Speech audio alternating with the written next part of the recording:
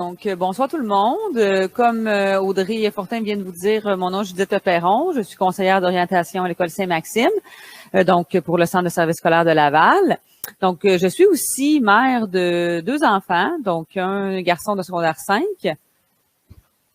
Comme ça, oui, ça va mieux. Un garçon de secondaire 5 et une fille de secondaire 3. Qui, là, quelques années, j'ai participé en tant que mère à mon ado au secondaire. Donc, comme je disais tantôt aux organisateurs, dans le fond, c'est comme un peu redonné au suivant. Voilà. Oui, parfait. Dans les faits, mes enfants, c'est un bon choix. Donc, le Centre de service scolaire de Laval. Pour vous dire que mes enfants ont fréquenté 3 écoles. L'école Cœur-Soleil, l'école Polyjeunesse et l'école Curie-Antoine Labelle. Donc, dans les faits, je vais pouvoir vous parler un petit peu aussi comment ça fonctionne parce que je vais avoir vécu aussi le passage primaire-secondaire différemment, mais je vais l'avoir vécu. Voilà. Donc, le plan de la rencontre, c'est le fonctionnement au secondaire, service professionnel, les classes régulières et le programme spécialisé. Donc, on va pouvoir en parler. Donc, ce n'est pas seulement, dans le fond, au centre de service scolaire, donc pour votre enfant. Donc, tout besoin de votre enfant, il va avoir une classe pour lui. Et le système scolaire et les choix de cours qu'on va aborder à la fin.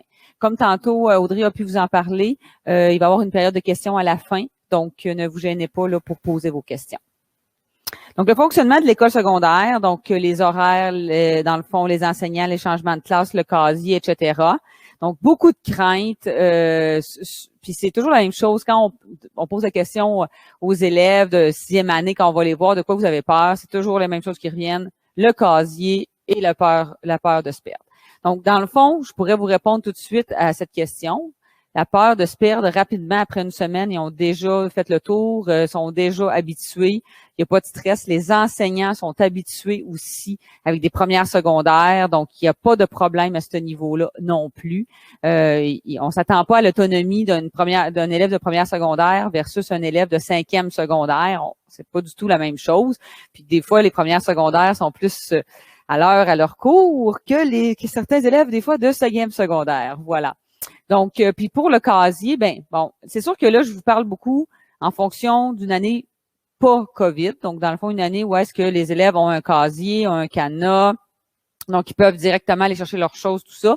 Cette année, on a fait exception. On pouvait pas faire ça pour différentes raisons. Là, des mesures sanitaires obligeaient d'avoir un casier sur son pupitre, tout ça. Mais habituellement, il n'y a pas de problème non plus. On s'organise pour que l'élève soit capable d'ouvrir son casier, son cadenas, tout ça. Donc, on travaille avec eux, donc on les aide. Donc, on n'est pas là. On est là pour aider on le sait, c'est des premières secondaires qui arrivent, donc on est habitué, donc toutes les écoles sont habituées d'accueillir ces élèves-là. La 5e, dans le fond, le secondaire, ça va être difficile, bien entendu, pour certains élèves, parce qu'ils se disent tout le temps, ça va être difficile, mais c'est pas plus difficile que quand on a commencé la maternelle, on s'est adapté la première année, on a appris à lire, à écrire, tout ça. La 2e année, donc quand on arrive au secondaire, c'est pas plus difficile, c'est une autre étape, c'est une autre école. Puis si vous allez dans une école de secondaire 1 à 5, vous n'aurez pas une 2e école à faire versus, pour avoir été sur le territoire de la Polyjeunesse, donc mes enfants ont fait Polyjeunesse secondaire 1-2, puis ont dû s'adapter une autre école, 3e école, puis ça se fait bien tout ça, mais on est habitué, les enseignants sont habitués. Voilà pour ça. L'exemple de l'horaire sur 9 jours, donc je veux vous en parler parce que c'est ça qui fait la grosse différence dans le fond quand on part du primaire, que c'est un horaire sur du lundi au vendredi. Là, on parle d'un horaire sur 9 jours, 4 périodes par jour, une pause de 15 minutes. Donc, c'est plus ça que les élèves doivent s'adapter au début, mais on s'adapte facilement, puis les élèves, bien entendu, aiment ça parce qu'on change. Là, encore là, c'est pas période COVID, donc on parle qu'on on reviendrait pas en bulle classe, tout ça. Mais on fait une période, on a 15 minutes de pause, on a une autre période, on a l'heure de dîner, on a une autre période d'après-midi, 15 minutes, une autre période et on retourne chez nous. La beauté aussi du secondaire, c'est que l'heure du dîner, c'est pas comme au primaire où est-ce qu'on doit rester en classe puis on va à la récréation. Il y a une multitude de choses à faire. Le parascolaire, les arts, le sport. On peut s'impliquer au niveau social, donc le conseil des élèves. Donc, on peut faire le comité vert. Donc, il y a plein de choses qu'on peut faire sur l'heure du dîner. Donc, ça, c'est vraiment intéressant. Oui, il y a plus de liberté. Oui, il y a plus d'autonomie. Ils doivent être plus autonomes, tout ça. Mais c'est comme dans n'importe quoi. Si on va sur l'autoroute à 180 km/h, ben on va se faire enlever notre permis, des points de démérite, on va payer une amende. La même chose un petit peu pour eux autres. Il y a des surveillants qui se promènent sur le terrain de l'école, il y a des surveillants qui se promènent dans l'école, tout ça. Donc, ils surveillent les enfants, tout ça. Donc, c'est sûr que si tout va bien, mais sinon, ben, il va y avoir des conséquences. Donc, c'est toujours la même chose. Donc, la liberté, on l'a jusqu'à temps que on la perde. Donc, c'est ça que je dis souvent aux enfants de primaire. Voilà pour ça. Donc, l'horaire sur 9 jours, c'est important aussi. De leur en faire part, puis de la suivre. Mais les enseignants aussi sont là pour rappeler, bon, la prochaine période, on se voit dans 2 jours, telle période. Donc, on le sait que les élèves arrivent du primaire, bien entendu. Voilà pour ça. Pour ce qui est maintenant, les services professionnels à qui demander de l'aide. Ça, c'est quelque chose aussi que j'entends beaucoup de parents, d'enfants qui arrivent, j'ai peur d'arriver au secondaire parce que, tu sais, j'étais habituée, j'avais quelqu'un qui s'occupait de moi, j'avais une TES, tout ça. On a tous ces services-là, mais je vous dirais, le problème souvent, c'est qu'on attend trop. Notre enfant a de la difficulté, tout ça, puis on attend avant de demander de l'aide, on attend avant de questionner, puis c'est pas ça qu'il faut faire. Il faut vraiment demander quand on a besoin. Puis les services d'aide à l'élève, il y en a une multitude, tout ça. Et dans le fond, des fois, c'est envoyer un courriel à la secrétaire, appeler la secrétaire de niveau. OK, donc on peut faire ça. Puis maintenant, avec tous les courriels, ben vous le savez, avec la pandémie, tout ça, il y a des rencontres qu'on peut faire maintenant en visuel, qui a cette possibilité-là. Ben, envoyez un courriel à l'enseignant quand vous pensez que vous allez avoir de la difficulté dans telle matière, ou prenez des rencontres aussi de parents. Allez rencontrer vos enseignants dès le début d'année. On le sait déjà, la rencontre, ça va être quand? Donc, on peut rencontrer nos parents à ce moment-là. Donc, soutien à l'apprentissage, à l'adaptation. On parle de récupération du midi, le matin ou après l'école, l'aide aux devoirs, les enseignants ressources. On parle des techniciens en éducation spécialisée, des techniciens de travail social, plan d'intervention, outils informatiques. On parle d'un tiers de temps, soutien d'un TES. Donc, il y a énormément de soutien à l'apprentissage, à l'adaptation. Donc, si l'enseignant, dans le fond, est là, puis on voit que l'élève a de la difficulté, souvent, c'est l'adaptation. Hein. Je fais des blagues souvent avec ça, mais des fois, il y a des gens qui sont attitrés pour faire le ménage. Des fois, juste du casier. Tu sais, on arrive, des fois, il y a une petite odeur de pleurs de banane. Donc, là, on se dit, bon, ben là, peut-être qu'on pourrait peut-être regarder pour ce groupe-là. Parce que la peur de se perdre, c'est souvent de dire, ben c'est gros, mais tout niveau est dans un même coin. Donc, le secondaire 5 est dans ce coin-là. Le secondaire 3 est dans ce coin-là. Le secondaire 1 est dans ce coin-là. Donc, les casiers sont dans le même coin. Les locaux sont dans le même coin. Donc, puis les profs, la salle de profs de première secondaire sont dans le même coin. Donc, c'est une facilité aussi d'avoir aussi en tête que, ben, d'une année à l'autre, on est pas mal tout le monde ensemble. Les soutiens professionnels qu'on a, peut-être que dans les écoles primaires, vous n'aviez, peut-être que vous n'aviez pas, mais au secondaire, il y a des psychoéducateurs, psychoéducatrices, psychologues, conseillères d'orientation, animateurs, animatrices de vie spirituelle et d'engagement communautaire, les infirmières scolaires au niveau de la sexualité, la contraception, on s'occupe aussi de la vaccination, travail social en toxicomanie. Donc, on a tous ces services d'aide-là. Donc, je vous dirais de ne pas hésiter, si vous avez des demandes, vous pouvez toujours les faire. Comme je vous dis, par votre secrétariat de niveau, ça passe beaucoup par là, puis il va y avoir de l'aide qui va être accordée pour votre enfant. Classe régulière et, dans le fond, les programmes spécialisés. Donc, à ce moment-là, le programme régulier, ça ressemble beaucoup à ce que votre enfant a au primaire. Donc, on parle de l'éducation physique, la science et technologie, des mathématiques, de l'éthique et culturologie, l'histoire, l'éducation, géographie, français, anglais enrichi, anglais régulier, puis l'option art plastique, art dramatique, danse, musique, tout dépendant des écoles, qu'est-ce que les écoles offrent. Donc, ça ressemble beaucoup, c'est le nombre de périodes qui différencie parce qu'on l'étale sur un cycle de 9 jours. Donc, le programme régulier est fait de cette façon-là. Pour ce qui est des programmes plus spécialisés, dans le fond, de classes de soutien à l'apprentissage, on parle vraiment de présence dans toutes les écoles. Donc, dans le fond, il y a un soutien à l'apprentissage dans toutes les écoles secondaires où est-ce que votre enfant va se diriger. Donc, ne vous inquiétez pas s'il y avait déjà un programme d'aide soutien à l'apprentissage au primaire, ça va être reconduit au secondaire. Donc, c'est un enseignant d'adaptation scolaire qui enseigne à votre enfant. Un ratio réduit entre 12 et 16 élèves maximum par groupe versus, tantôt on va en parler, on parle de 28 à 29 élèves par groupe régulier habituellement. TES pour le soutien aux apprentissages. Élèves, c'est en échec dans les 2 matières, dans le fond, de français puis mathématiques depuis plus d'1 an. Donc, tu sais, c'est dans le fond, c'est souvent des élèves qui ont des retards d'apprentissage. Ou des fois aussi, on va modifier les apprentissages pour que l'élève puisse respecter le rythme pour pas qu'il soit mis en échec. Donc, c'est pas ça qu'on veut. On veut vraiment que l'élève se sente bien puis qu'il se sente être capable de fonctionner à son rythme. Parce que pour certains élèves, pour différentes raisons, le soutien à l'apprentissage est là pour ça, pour qu'ils puissent accéder à une qualification. Voilà. Programme spécialisé, le classe tremplin, c'est présent aussi dans toutes les écoles. C'est un ratio réduit aussi, puis souvent c'est un enseignant titulaire. Donc ça ressemble beaucoup à ce que vous avez au primaire. Donc c'est un programme de 2 ans pour consolider la 6e année puis la première secondaire.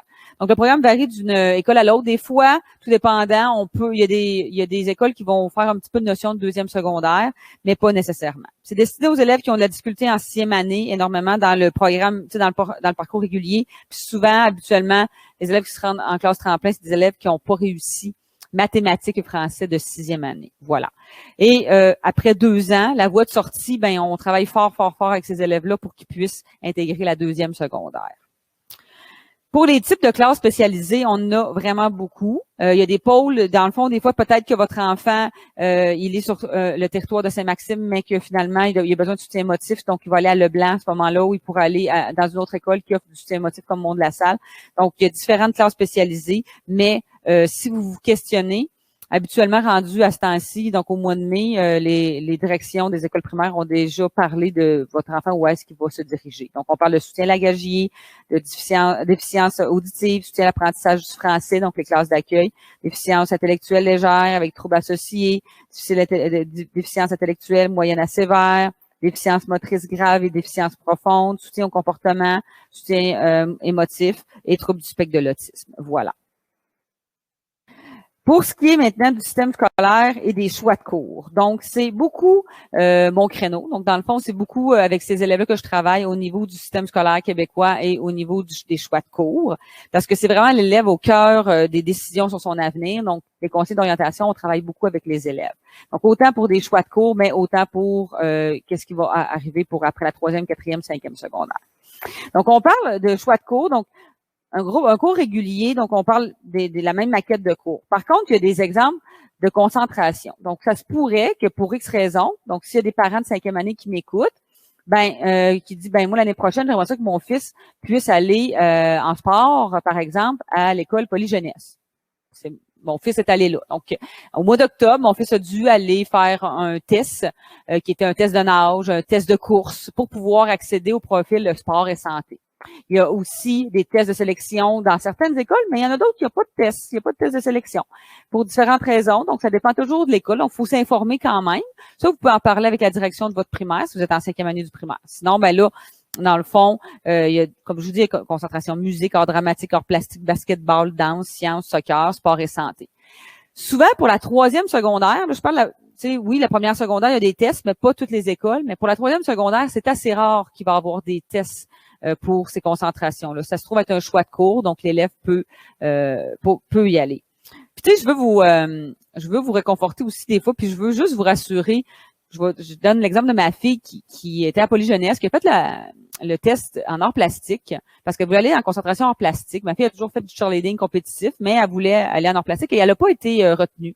Donc, puis le prof d'art plastique en première secondaire, parce qu'elle a pu choisir première secondaire pour faire de l'art plastique quand même, il lui a dit, pourquoi tu n'as pas pris la concentration en plastique? Elle a dit, j'ai pas été retenue. Donc, il dit, tu devrais faire ton choix pour l'année prochaine en 2e secondaire. Et elle a dit, non, je suis bien en régulier, puis je vais demeurer en régulier.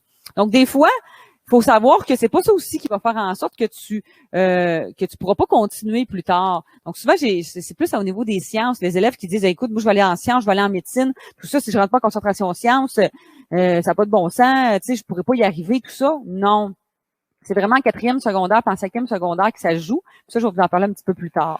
Mais je veux vraiment que vous ayez en tête que c'est un choix de cours et que ce n'est pas à ce moment-là, surtout pour la première secondaire, c'est pas destiné encore. Donc, on amène votre enfant de la première, 2e, 3e, 4e secondaire à faire un choix puis à réfléchir sur ses intérêts. Puis, c'est pas ça qui va faire en sorte que oui, je pourrais pas aller en médecine si j'ai pas pris la concentration sciences, parce qu'il y a des écoles qui l'offrent pas, la concentration sciences. Puis, il y a des élèves qui rentrent en médecine quand même. Donc, ne vous inquiétez pas pour ça. Donc, ça, c'est important pour ça. Je veux juste voir, il me reste combien de temps? OK, parfait. Donc, dans les faits aussi, je veux parler du système scolaire québécois. Donc, pour ce qui est du système scolaire québécois, tantôt, j'en ai parlé un petit peu, la concentration sciences, elle se donne en première, 2e, 3e secondaire, OK? Ça se donne quand on arrive en 4e, 5e secondaire. À ce moment-là, on appelle ça des mathématiques enrichies puis des sciences enrichies. Que tu aies fait la concentration sciences ou tu aies fait n'importe quoi d'autre avant, c'est pas ça qui va faire en sorte que tu ne pourras pas aller en enrichi en 4e secondaire, en 5e secondaire. Et c'est souvent ça, des fois qu'on parle aux parents, puis dernièrement, j'ai eu ces conversations-là. Un élève qui veut aller faire du basketball puis qui aime le basketball, moi, à l'école où je suis, c'est vraiment populaire, puis l'élève, il se dit, ben moi, oui, je vais le prendre, le maths enrichi, sciences enrichies en secondaire 4, mais en secondaire 3, je peux-tu le laisser faire puis prendre du basket et non pas d'aller en concentration sciences? La réponse, c'est oui. Donc, on veut revenir souvent là-dessus, dire, laissez votre enfant découvrir des choses, puis peut-être qu'il va faire son basketball, puis il va faire, bon, ben oui, là, j'ai fait mon basketball, j'ai aimé ça, mais l'année prochaine, je vais être correct, je vais être prêt pour aller faire ma science enrichie et mes mathématiques enrichies. Donc, puis il y a aussi plein de beaux métiers, plein de belles professions qui ne demandent pas mathématiques enrichies puis sciences enrichies aussi. Je tiens à vous en faire part aussi. Donc, ça, c'est quelque chose aussi qu'on inculque aussi, on en parle à vos enfants. Si votre enfant aime pas la science, moi, puis en tant que mère, j'aurais aimé ça que mon fils ait voir la présentation du magnifique programme de sciences de Polyjeunesse. Puis mon fils, après avoir vu le profil du sport, c'était certain qu'il n'allait pas aller en sciences. Il était vendu profil sport, puis maintenant, en 5e secondaire, il a été recruté pour un cégep en 3A dans son sport, qui est le volleyball masculin. Donc, on s'entend que avec le recul, ben c'est sûr que tu sais, il était fait pour le sport, puis il avait un intérêt pour ça, tout ça, puis il s'en va en informatique, donc au cégep, mais faut vraiment respecter son rythme et ses décisions, puis de lui faire confiance là-dedans. Des fois, c'est un peu contre nature, mais il faut le respecter à ce moment-là. Donc, ce qui compte beaucoup pour le diplôme d'études secondaires, c'est la 4e et la 5e secondaire. Bien entendu, si vous arrivez dans le fond de la 1e, 2e, 3e secondaire, ben oui, c'est géré école, mais pour le diplôme d'études secondaires, c'est la 4e, 5e secondaire. Mais pour pouvoir arriver en 4e secondaire, il faut avoir réussi la 1re secondaire, 2e, 3e, et pouvoir accéder à la 4e secondaire et à la 5e secondaire à ce moment-là. Et quand on a réussi, donc là, c'est là qu'on amène les préalables pour le cégep pour pouvoir aller en formation professionnelle.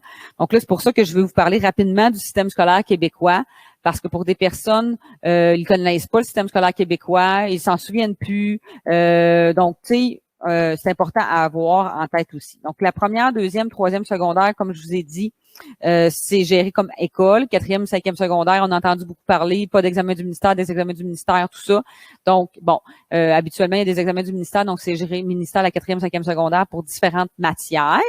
Et à ce moment-là, quand on réussit, on peut accéder soit à partir de la 3e secondaire à certains DEP, donc en formation professionnelle. Après la 4e secondaire, la même chose. Après la 5e secondaire, on peut aller au cégep ou on peut aller aussi en formation professionnelle. Et après la 5e secondaire, ben, qu'est-ce qui existe au cégep? Il existe le préuniversitaire, donc sciences humaines, sciences de la nature, et les programmes techniques comme la technique de l'informatique, technique du génie, etc. Pour ce qui est de la formation professionnelle, au Centre de service scolaire de Laval, il y a 52 programmes, donc qui demandent une 3e secondaire, une 4e secondaire. Donc, c'est vraiment intéressant pour des élèves qui ont un intérêt à apprendre, plus concret, plus rapide aussi. Pas de français, pas de philo à faire au cégep. Donc, pour certains élèves, c'est vraiment très intéressant. C'est sûr que si tu veux aller mécanicien, tu vas me poser la question, je vais aller au cégep, mais je vais être mécanicien automobile. Ça fonctionne pas. Tu sais, pour être mécanicien automobile, c'est un DEP. Il faut aller faire un diplôme d'études professionnelles. Donc, on regarde ça avec eux. Puis, il y a toujours la possibilité de continuer à l'université au baccalauréat. Après le cégep, donc après la technique ou après le préuniversitaire, on peut continuer au baccalauréat 3 ans ou 4 ans. Donc, on parle beaucoup des enseignants présentement avec les conventions collectives, etc., etc. Donc, on demande un 4 ans de baccalauréat pour devenir un enseignant. Et il y a des métiers comme conseillère d'orientation, psychoéducation qui demandent à ce moment-là une maîtrise. Et un psychologue demande un doctorat, etc., etc. Donc, on est vraiment dans le système scolaire québécois. Donc, je vais vous inviter, si vous avez des questions, à ne pas vous gêner aussi pour m'appeler ou me poser des questions. Ça va me faire plaisir là à la fin. Vous allez avoir mon nom et mon poste téléphonique. Voilà pour ça. Donc, voilà. C'est bon? Je rentre dans le temps? Oui?